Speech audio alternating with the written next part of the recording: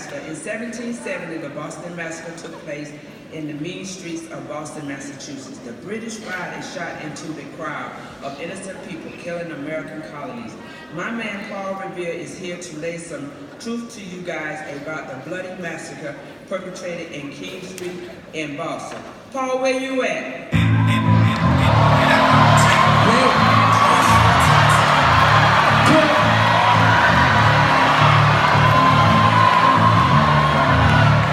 Now I gotta take it back in time.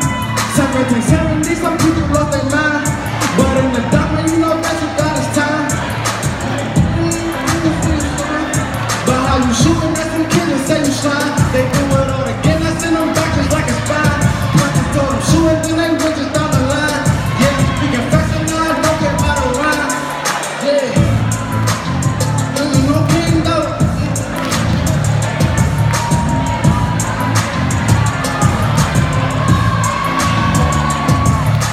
Now I gotta take it back in time. 1770, some people lost their mind. But to this day,